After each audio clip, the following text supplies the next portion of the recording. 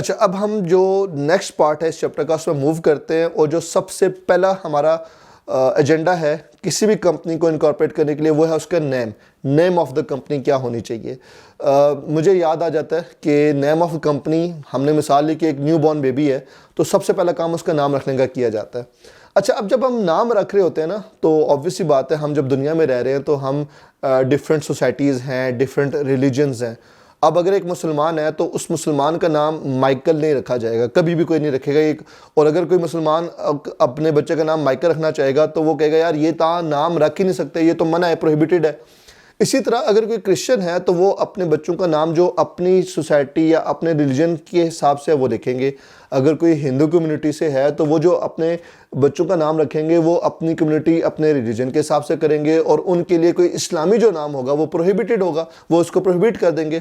तो ये बड़ा इंपॉर्टेंट होता है कि कुछ नाम ऐसे हैं जो आप कहते हो यार ये तो आप रख ही नहीं सकते ना, इनको तो साइड पे कर दो। तो हमें भी नाम रखने से पहले नेम ऑफ कंपनी में सबसे पहले ये आइडेंटिफाई करना है कि प्रोहिबिटेड नेम्स कौन से हैं, कौन से नाम ऐसे हैं जो कंपनीज एक्ट ने डिफाइन कर दिया है कि ये नाम आप अपनी कंपनी का रख ही नहीं सकते। तो ये बड़ा इंपॉर्टेंट है, पेपर में ये क्वेश्चन बहुत फ्रिक्वेंटली पूछा जाता है और एक स्ट्रेट क्वेश्चन पूछा जाता है। ये आपके इजी मार्क्स वाला क्वेश्चन है, आपको ये इसके एज इट इज जैसे मैंने इसको प्रेजेंट किया हुआ है आपने इसको ऐसे ही इसको याद करना है। मैं समझाता हूँ, वन बाय वन एक्सप्लेन करता हूँ कि प्रोहिबिटेड नेम्स क्या होता है, कौन कौन से नाम ऐसे हैं जो प्रोहिबिट कर दिए कि ये नाम तो आप रख ही नहीं सकते। सबसे पहले कोई भी जो नेम है कंपनी है वो रजिस्टर होती है।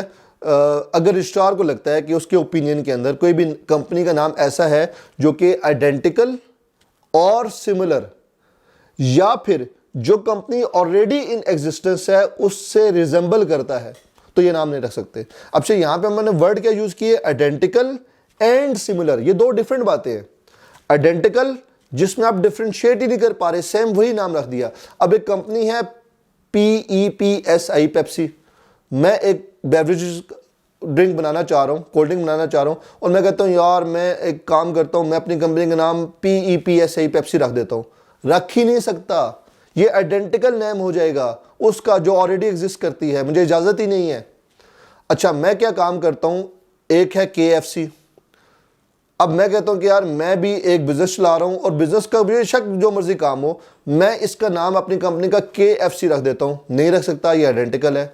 अच्छा, फिर हम पाकिस्तानी हैं, हम लोग क्या काम करते हैं, हम कहते हैं यार KFC के बजाय ना AFC रख देता हूं, नहीं रख सकता। क्यों? मेरा नाम रिजेंबल कर रहा है उस कंपनी के नाम से जो ऑलरेडी इन एग्जिस्टेंस है, इजाज़त नहीं है रखने की।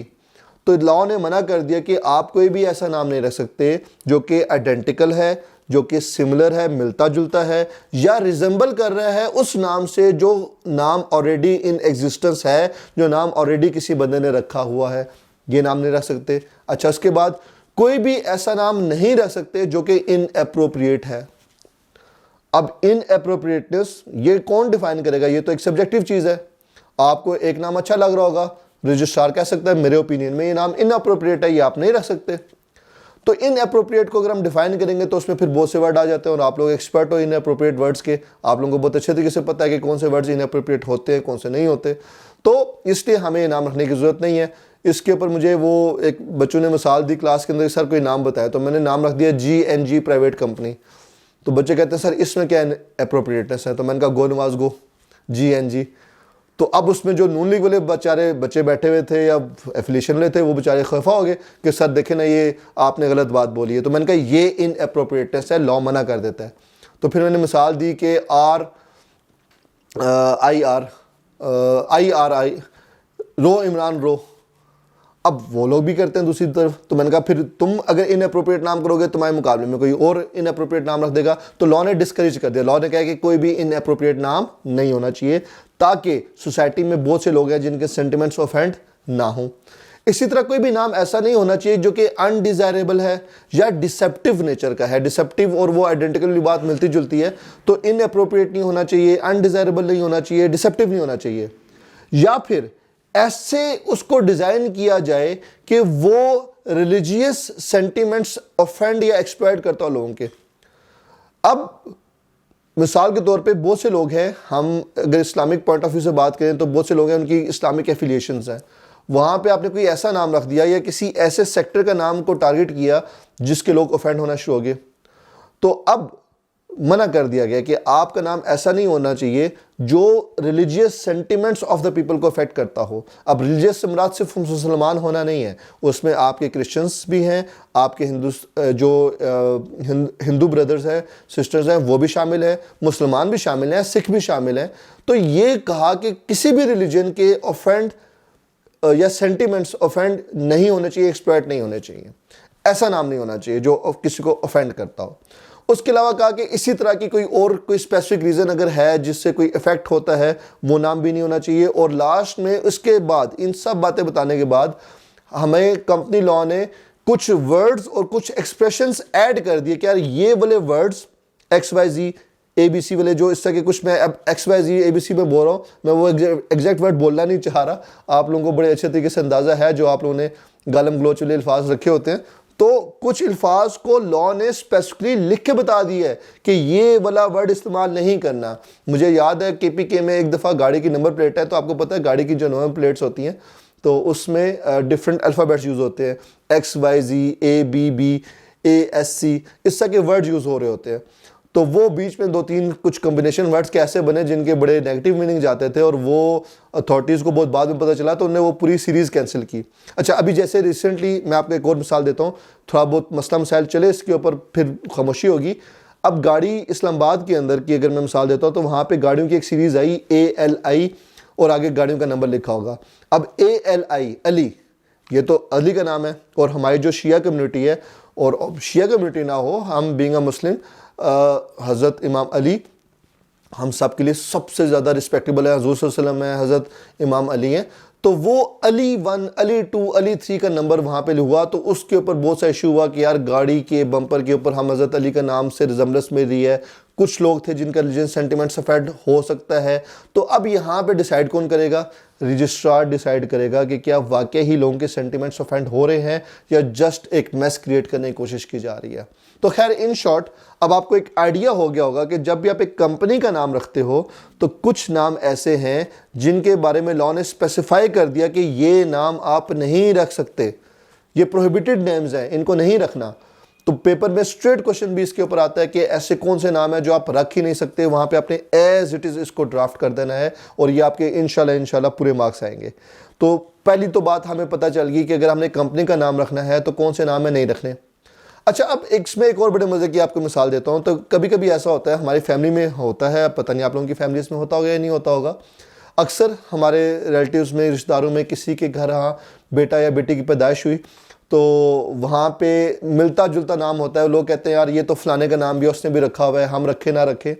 और बहुत से लोग ऑफेंड होते हैं कि यार ये नाम तो मैंने रखा हुआ है तो फलाने ने भी ये नाम रख लिया। तो लोग, हमारी फैमिली में क्या होता है कि अक्सर जब किसी के यहाँ कोई औलाद की पैदाइश होती है तो वो क्या काम करते हैं, वो अगर कोई नाम रखना चाह रहे हैं ना तो पहले वो उन लोगों को फ़ोन करते हैं, उस फैमिली को फ़ोन करते हैं, यार आपके बच्चे का ये नाम है, हम भी ये नाम रखना चाहते हैं, आपको इसमें कोई मुश्किल तो नहीं है, आपको बुरा तो नहीं लगेगा। लोग अक्सर इजाज़त भी ले रहे होते हैं पहले। तो उसके ऊपर मुझे मेरे एक दोस्त का किस्सा याद आ गया। वो पठान है माशाल्लाह से, तो पठान भाई हमारे थोड़े जज्बाती भी होते हैं। तो वो मुझे याद है कि वो उसने मुझे बताया कि यार उसके वो और कज़न था, तो उसके कज़न के यहाँ बेटी पैदा हुई। जब बेटी पैदा हुई तो उसने क्या काम किया कि उसने बेटी का जो नाम रखा वो इसकी दादी का नाम था और उसने रख लिया और इससे पूछे बगैर रखा। तो वो बड़ा ऑफेंड हो गया कि यार मेरी दादी का नाम तुमने अपनी बेटी को दे दिया है, और मेरी दादी तो बड़ी जना मशहूर खातून थी, और पता नहीं अल्लाह खैर करे इसने बड़े होके क्या काम करना है, तो मेरी दादी का नाम ख़राब हो जाएगा, ये होगा वो होगा। तो इनकी आपस में कोई हल्की सी बातचीत हुई और उन्होंने कहा नहीं मैं तो ये नाम रखूँगा, और उसने अपने दूसरे कज़न की दादी के नाम के ऊपर अपनी बेटे का नाम रख दिया। अब कुछ अर्से बाद अल्लाह ताला ने इसको बेटा दिया। जब इसको बेटा दिया तो इससे क्या काम किया, इसने उसके दादा के नाम के ऊपर अपने बेटे का नाम रख लिया कि मैं बदला लूँगा। तो लोगों के दरमियान ये चीज़ भी चल रही होती है कि जब वो नाम रखते हैं तो अक्सर इजाज़त भी ली जाती है। अब इसी चीज़ को अगर मैं कंपनीज एक्ट में देखता हूँ तो लॉ ने पहले तो बताया कि कुछ नाम ऐसे हैं जो आप रख ही नहीं सकते। फिर लॉ ने हमें बताया कि कुछ नाम ऐसे हैं जो नाम रख तो सकते हैं लेकिन वो नेम ऐसे हैं which requires approval of the commission SCCP, prior approval. वो नाम रखने से पहले अगर मैं इजाज़त लूँगा SCCP के पास, कमीशन के पास जाके कि मैं ये नाम रख सकता हूँ या नहीं रख सकता, तो मैं ये नाम रख लूँगा। अगर मुझे इजाज़त मिल गई तो नाम रखूँगा, नहीं इजाज़त मिली ये मैं नाम नहीं रख सकता, फिर मना हो जाएगा। तो इसका मतलब ये हुआ कि कुछ नाम ऐसे हैं जिनके लिए आपको पहले प्रायर अप्रूवल चाहिए, और ये प्रायर अप्रूवल इन राइटिंग चाहिए। किससे चाहिए? कमीशन से चाहिए। और अगर कौन से नाम ऐसे हैं जिनके लिए मुझे पहले इजाज़त लेनी पड़ेगी, अब उसकी भी एक पूरी लिस्ट है कि ये नाम ऐसे हैं जिनको आप रख तो सकते हैं, मना नहीं है, लेकिन पहले इजाज़त लेनी पड़ेगी।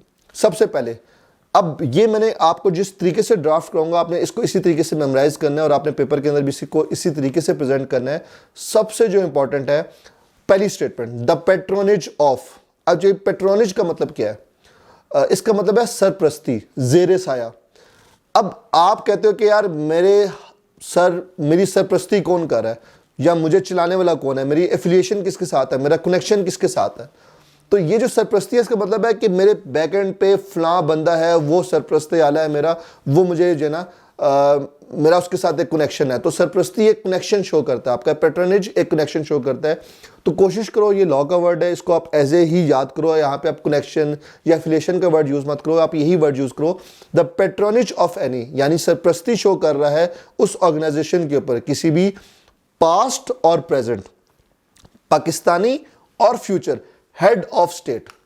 हमारी कंपनी का नाम ऐसा है जो एक कनेक्शन, एक एफिलिएशन, एक पैटर्नेज शो कर रहा है किसी हेड ऑफ स्टेट से। वो हेड ऑफ स्टेट पाकिस्तानी भी हो सकता है, फॉरेन भी हो सकता है, वो पास्ट गुजरा हुआ भी हो सकता है, जो गुजर चुका है माजी में कोई हेड ऑफ स्टेट, और वो प्रेजेंट भी हो सकता है। फ्यूचर का हमें नहीं पता, अल्लाह को पता है, या फिर हमारे जो फौजी भाई हैं उनको पता होता है कि कौन होगा। हमें नहीं पता कि हमारा फ्यूचर हेड ऑफ स्टेट कौन है। तो यहाँ पे पास्ट और प्रेजेंट का वर्ड यूज किया। स्टूडेंट अक्सर रट्टा लगाते हुए, याद करते हुए पास्ट, प्रेजेंट एंड फ्यूचर तीनों लिख देते हैं। तो इससे मैंने बता दिया कि हमें फ्यूचर का नहीं पता कि फ्यूचर हेड ऑफ स्टेट कौन है। हमें पता है पास्ट कोई हेड ऑफ स्टेट गुजर चुका है, या अभी करंटली कोई हेड ऑफ स्टेट है, चाहे वो पाकिस्तान का हेड ऑफ स्टेट है या पाकिस्तान से बाहर अलावा किसी और मुल्क का हेड ऑफ स्टेट है। अगर हमारी कंपनी का नाम उसके नाम से मिलता जुलता है, कोई रिजेम्बलेंस शो करता है, तो ये नाम रख सकता हूं, मना नहीं है, लेकिन पहले इजाजत लेनी पड़ेगी। अब ऐसी मिसाल आप जल्दी से अपने पास राइट डाउन करो, एग्जांपल्स ये आपने अपने पास राइट डाउन करनी है। ऐसी कौन सा नाम है, मैं आपको एक प्रैक्टिकल एग्जांपल देता हूं। हमारे पास इसकी सबसे जो कॉमन एग्जांपल आती है वो आती है कायद-ए-आज़म यूनिवर्सिटी। अगर मैं कायद-ए-आज़म यूनिवर्सिटी बनाना चाह रहा हूँ तो कायद-ए-आज़म यूनिवर्सिटी बनने से सुनते साथ क्या पता चलता है, ये कायद-ए-आज़म वालों की यूनिवर्सिटी है, कायद-ए-आज़म साहब ने बना के गए थे क्या। तो अब क्या ये एक एफिलिएशन तो शो कर रहा है, तो लोग उस चीज़ में आएंगे। इलामा इकबाल यूनिवर्सिटी है हमारे पास, तो ये भी एक इलामा इकबाल थे, कायद-ए-आज़म हेड ऑफ स्टेट रह चुके हैं, पास्ट हेड ऑफ स्टेट है। इसी तरह अगर मैं बनाता हूँ कि लिंकन प्राइवेट लिमिटेड, तो इब्राहम लिंकन एक हमारे past American head of state रह चुके हैं, उनके नाम की एफिलिएशन शो हो रही है। ये नाम रख सकते हैं, मसला नहीं है, लेकिन पहले इजाज़त लेनी पड़ेगी। तो आई होप आपको समझ आ गया होगा। अगला पॉइंट, इसी तरह कोई भी कनेक्शन शो होता है with the federal government, provincial government और एनी डिपार्टमेंट और अथॉरिटी ऑफ सच गवर्नमेंट। मेरी कंपनी का नाम ऐसा है जो कोई कनेक्शन शो कर रहा है फेडरल गवर्नमेंट के साथ, किसी प्रोविंशियल गवर्नमेंट के साथ, या किसी भी प्रोविंशियल गवर्नमेंट या फेडरल गवर्नमेंट के इदारे के साथ। इसके ऊपर मैं आपको बड़े मज़े की एक मिसाल देता हूँ। हमारे पास एक बड़ी मशहूर सोसाइटी है बहरिया टाउन के नाम से। अब बहरिया जो नाम है ना, ये नेवी वालों का नाम है। हमारी 3 फोर्सेज है ना, आर्मी है, नेवी है, एयर फोर्स है। तो नेवी के लिए उर्दू में बहरिया का वर्ड यूज़ किया जाता है, हमारी बर्री फोर्सेस। अब बहरिया जो टाउन था ना, ये जब बना, ये 96-97 की बात है।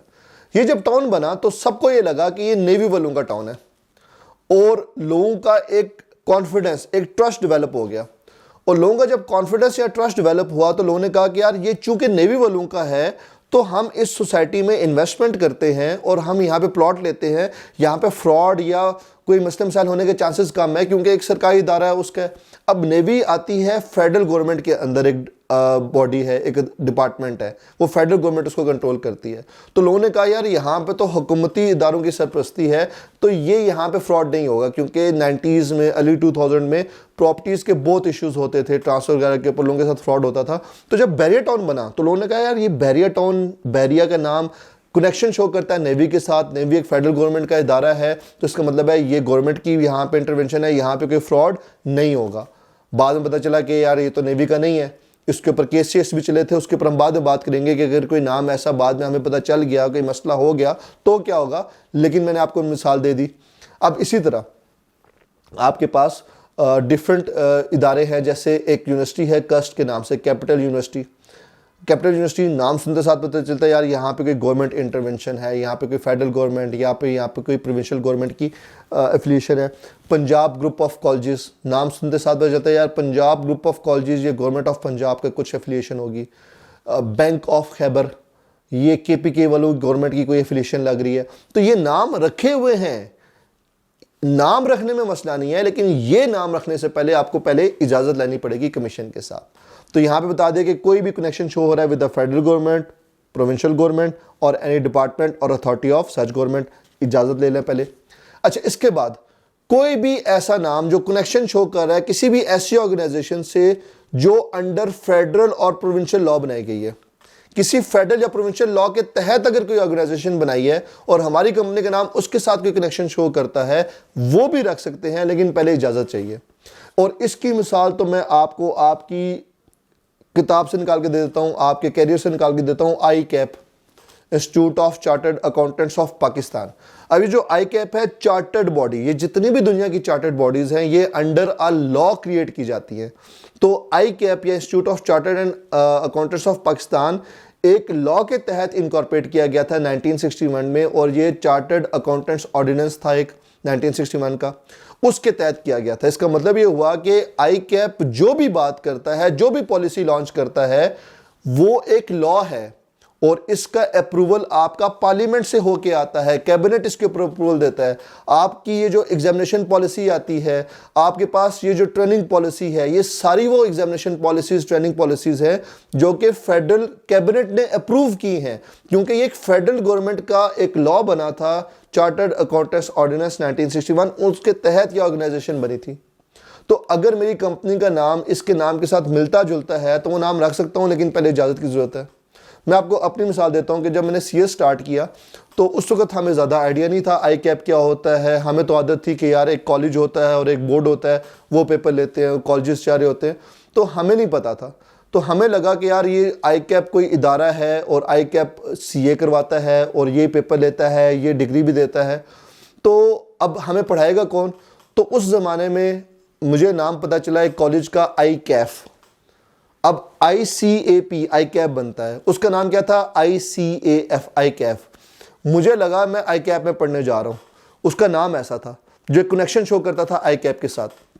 तो मैं चला गया, वो बाद में पता चला कि यार ये तो Islamabad college of accounts and finance है, ये ICAP नहीं है, ये एक ट्यूटर प्रोवाइडर है, ये ट्यूशन प्रोवाइडर है, ये सिर्फ ट्यूशन प्रोवाइड करते हैं CA का।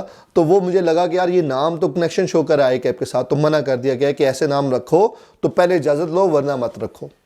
इसी तरह कोई भी नाम ऐसा है जो कि पैट्रनेज और कनेक्शन शो करता है किसी भी फॉरेन गवर्नमेंट के साथ, किसी इंटरनेशनल ऑर्गेनाइजेशन के साथ, तो वो नाम रख सकते हैं, लेकिन पहले इजाज़त लेनी चाहिए। जैसे आपने अक्सर सुना होगा ब्रिटिश होम्स, पाकिस्तान के अंदर है एक।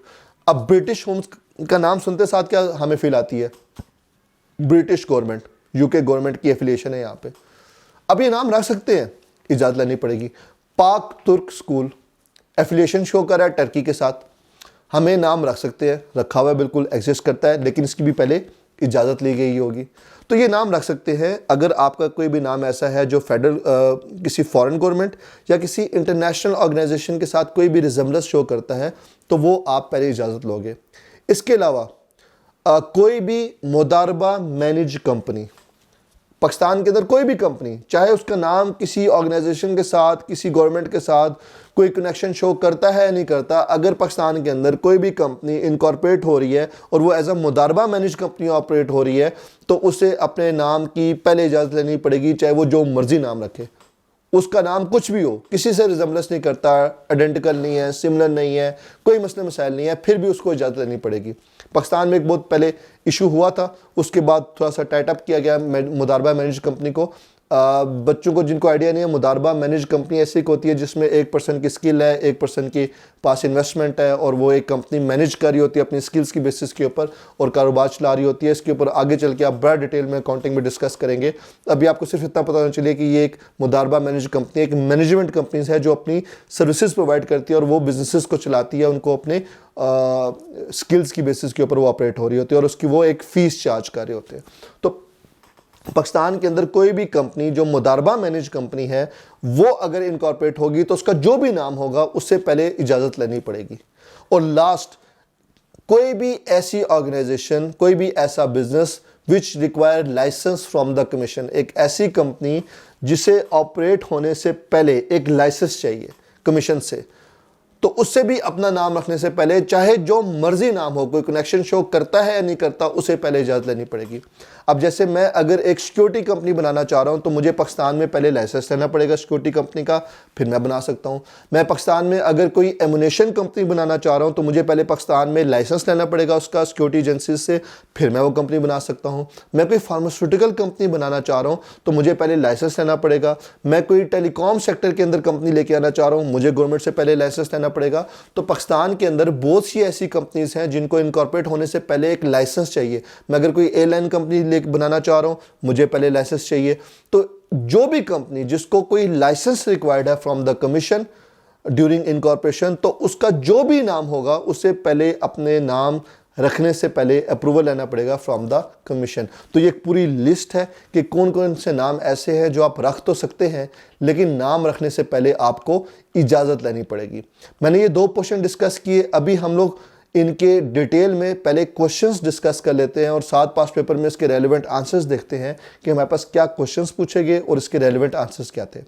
जो सबसे इसमें 2 तरह के सवाल होंगे, एक थोड़ा बहुत आपको घुमा के पूछा जाएगा और एक होगा जो स्ट्रेट क्वेश्चंस होगा। तो हम दोनों देखते हैं कि कब कब कौन कौन से क्वेश्चंस आए। तो मैंने यहाँ पे कुछ सैंपल क्वेश्चंस आपके लिए ढूंढ के रखे हुए हैं। एक हमारे पास क्वेश्चन है ऑटम 2020 का, ये क्वेश्चन है क्वेश्चन नंबर 7 था उस वक्त के पेपर में, ऑटम 2020 के अंदर। क्वेश्चन में पढ़ता हूँ कि क्वेश्चन में है क्या, इसको हम 1 बाय 1 देखते हैं। सिनेरियो बेस्ड है या स्ट्रेट क्वेश्चन है।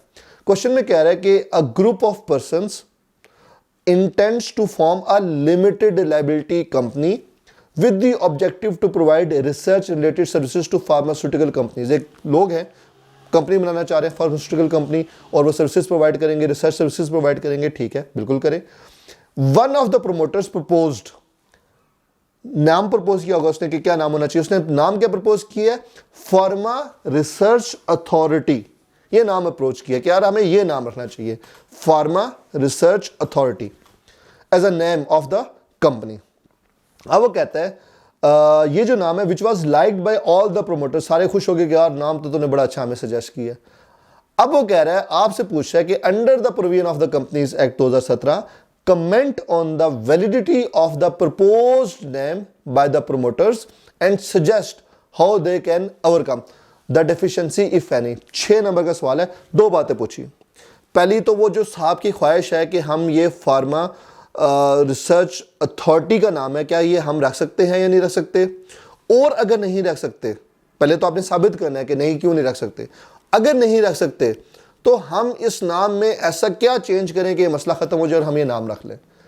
अब इसका आंसर, अब ये थोड़ा सा ना सिनेरियो बेस्ड आंसर है, ये रटे वाला क्वेश्चन है, इसको आपको सब्जेक्टिवली आंसर करना पड़ेगा। सबसे पहले आपने मसला ढूंढना है, फार्मा रिसर्च, यहां तक तो मसला नहीं है। आखिरी जो वर्ड था अथॉरिटी। अब ये जो अथॉरिटी का वर्ड है ये रिजेंबल करता है एक ऐसी अथॉरिटी से, एक ऐसी ऑर्गेनाइजेशन से जो कि कोई गवर्नमेंट बॉडी है। जैसे अगर मैं इस्लामाबाद की बात करूं तो यहाँ पे CDA, कैपिटल डेवलपमेंट अथॉरिटी, ये एक प्रोविंशियल गवर्नमेंट के अंदर एक इदारा है। मैं अगर बात करता हूँ LDA, लाहौर डेवलपमेंट अथॉरिटी, ये एक पंजाब गवर्नमेंट, फेडरल गवर्नमेंट के अंदर एक इदारा है। तो जो अथॉरिटी का वर्ड है ना, ये रिफ्लेक्शन देता है, ये एक कनेक्शन शो करता है कि जैसे ये कोई गवर्नमेंट इदारा है, गवर्नमेंट बॉडी है, उनके साथ एक एफिलिएशन शो करता है। जबकि हमें इस क्वेश्चन में देख के पता चला कि ये कोई गवर्नमेंट बॉडी नहीं है। तो मसला हमें है इसके वर्ड अथॉरिटी में। तो इसका आंसर क्या खूबसूरत तरीके से किया हुआ है। आंसर वो कहता है कि the propose name of promoters is not valid. पहले आपने अपनी जजमेंट दे दी कि यार मेरे मुताबिक ये नाम वैलिड नहीं है under the companies act 2017 due to following 2 reasons. अब ऐसा नहीं होगा कि यार ये नाम नहीं रख सकते, जाओ। आप एक वकील बन जाओ, जब आप लॉ पढ़ो ना, आप वकील बन जाओ कि मैं वकील हूँ और मेरे पास एक बंदा है कहता है यार मैं नाम रखना चाह रहा हूँ, तो आप उसको आगे से ये नहीं कहोगे कि यार जाओ नहीं रख सकते, आप उसको पूरा समझाओगे कि देखो तुम ये नाम नहीं रख सकते। अब क्यों नहीं रख सकते? The word authority can not be use, क्यों? As it implies connection with the government according to the companies act. हमने ये बात पढ़ी, ये कनेक्शन शो करता है। तो इसका मतलब ये हुआ कि no company shall be registered by a name which contains any word suggesting और calculated to suggest any connection with the government. अगर वो ये ओवरकम करना चाहते हैं, अब अगली बात, वो चाहता है कि यार मैं ये नाम फिर भी रखना चाह रहा हूं, तो क्या करूं? अब अगर वो ये नाम रखना चाहते हैं कि जो नाम उनका किसी गवर्नमेंट के साथ कनेक्शन शो करता है, तो in order to overcome this issue the promoters with the prior approval of the commission in writing, ये रिटन अप्रूवल आपने लेनी है, may be able to get the name registered with such name. तो आपने दोनों बातें बता दी। पहले आपने रीजन बताई नाम क्यों नहीं रख सकते, फिर आपने बताया कि अच्छा अगर इसमें मुझे कुछ नाम रखना है तो मुझे पहले इजाजत लेनी पड़ेगी। आई होप आप लोगों को ये पॉइंट क्लियर हो गया होगा। अब वो कहता है कि इसमें एक और इशू था, आपको याद है और ये आपको बिल्कुल अभी दिमाग से निकला होगा कि जो भी नाम होता है किसी भी कंपनी का, तो हमने कहा था कि कंपनी के नाम के बाद कुछ वर्ड्स ऐड होने चाहिए, या तो प्राइवेट लिमिटेड, या इसकी आप एब्रिविएशन भी यूज कर सकते हो पीवीटीडी एलटीडी, या फिर लिमिटेड का वर्ड ऐड होना चाहिए। हमने पूरा डिस्कस किया था कि प्राइवेट कंपनी है तो उसके नाम के साथ पीवीटी या प्राइवेट लिमिटेड लिखा जाएगा, अगर एक पब्लिक कंपनी है तो उसके नाम के साथ सिर्फ लिमिटेड लिखा हुआ आ रहा होगा। तो इस नाम में एक और मसला ये था कि ये फार्मा रिसर्च अथॉरिटी था, इसके आगे लिमिटेड या प्राइवेट लिमिटेड नहीं था, तो हमें the word limited is missing from the name of the company, ये भी एक मसला है। दो मसले की बात की थी ना, एक तो ये अथॉरिटी रिजम्बलेंस शो कर रहा है किसी गवर्नमेंट बॉडी के साथ, दूसरा नाम के साथ लिमिटेड का वर्ड नहीं है, ये मसले मसाइल थे। तो अब लिमिटेड का वर्ड मिसिंग है। According to the companies act the word limited और private limited is required to be written at the end of the name of the company. तो अगर ये ग्रुप ऑफ पर्संस अपने आप को एक लिमिटेड लायबिलिटी कंपनी में लेके आना चाह रहे हैं जो कि चैरिटेबल या नॉट फॉर प्रॉफिट ऑर्गेनाइजेशन नहीं है, अगर तो ये चैरिटेबल या नॉट फॉर प्रॉफिट ऑर्गेनाइजेशन है तो ठीक है, फिर इनके नाम के साथ प्राइवेट लिमिटेड या लिमिटेड नहीं होगा, लेकिन फिर इनको एक और लाइसेंस लेना पड़ेगा। और अगर तो ये नॉट फॉर प्रॉफिट ऑर्गेनाइजेशन नहीं है तो फिर इनको अपने नाम के साथ लिमिटेड का वर्ड ऐड करेंगे तो फिर ये नाम इनको मिल जाएगा। अगर कमीशन इनको अथॉरिटी की भी इजाज़त देते हैं तो फिर इनका नाम क्या बनेगा? इनका नाम बनेगा फार्मा रिसर्च अथॉरिटी लिमिटेड या प्राइवेट लिमिटेड, बशर्ते कि अथॉरिटी का लाइसेंस मिल गया। अगर तुमको अथॉरिटी का लाइसेंस भी नहीं मिला, मना कर दिया, अप्रूवल नहीं दिया कमीशन ने, तो फिर ये फार्मा रिसर्च प्राइवेट लिमिटेड या फार्मा रिसर्च लिमिटेड का वर्ड यहाँ पे ऐड कर सकते हैं। आई होप आपका ये आंसर समझ आ गया होगा। तो ये जो क्वेश्चन था ना, इसको आपने खुद से ड्राफ्ट करना था, ये वो रट्टे वाला नहीं है, स्ट्रेट क्वेश्चन होगा। अच्छा, अब इसी तरह एक और क्वेश्चन आया, ये स्प्रिंग 2012 था, मैंने पुराना क्वेश्चन ढूंढा, ये क्वेश्चन 6 मार्क्स का था दोबारा से। क्वेश्चन में क्या कहता है? Describe the restrictions that have been mentioned in the companies act 2017 regarding selection of name of companies. Straight question है, इसमें कोई सिनेरियो नहीं है। उसने सिंपल कहा है कि बताओ क्या रिस्ट्रिक्शंस है, कौन से का नाम नहीं रख सकते और कौन से नाम रख सकते हो जिनके लिए पहले इजाजत लेने की जरूरत है। दोनों बातें पूछ ली उसने। तो पहले आप प्रोहिबिटेड नेम्स लिखोगे। प्रोहिबिटेड नेम वो क्या था? कोई भी वर्ड कंटेनिंग एनी वर्ड और expressions notified by the SCCP. फिर क्या काम करना है? कोई भी नाम ऐसा है जो इनअप्रोप्रिएट, अनडिजायरेबल और डिसेप्टिव हो in the opinion of the registrar और एससीसीपी, या कोई भी नाम ऐसा है जो डिजाइन किया गया है टू एक्सप्लॉइट और offend the religious sentiments of the people, या कोई भी नाम ऐसा जो आइडेंटिकल है with the name of company already in existence या रजिस्टर हो चुकी है कोई भी कंपनी, या कोई भी नाम ऐसा है जो कि रिजम्बलेंस शो कर रहा है with the name of company already registered और इनकॉर्पोरेटेड। ये नहीं रख सकते, ये स्ट्रेट आपके पास बुलेट पॉइंट्स में लिखा जाएगा। और इसके साथ भी फिर आप अगला भी बात लिखोगे कि कुछ नाम ऐसे हैं जिनके ऊपर एक और रिस्ट्रिक्शन है, which needs prior approval of the SCCP, और वो फिर पूरी लिस्ट आप एज इट इज लिखोगे कि prior approval of the SCCP required if proposed name is suggest any connection या patronage of any past or present Pakistani or foreign head of state, any connection with federal government, provincial government, any department or authority of such government, any connection with the foreign government or international organization, या फिर कोई भी ऐसी organisation which is establishing as a मुदारबा manage company, या फिर कोई भी ऐसी ऑर्गेनाइजेशन या business which require licence from the government. पूरी list copy paste bullet points as it is आपने उठा के यहाँ पे लिखने होंगे। तो आई होप आप लोगों को इसमें कोई इश्यूज नहीं हुए होंगे, और इसके कुछ मज़ीद क्वेश्चंस भी हैं। मैं इसमें बल्कि एक और काम करता हूँ, मैं अभी इसमें कुछ 2-3 क्वेश्चंस मज़ीद भी ऐड कर दूंगा और इसको हम मज़ीद ड्राफ्ट करेंगे अपकमिंग वीडियोस के अंदर। Thank you so much.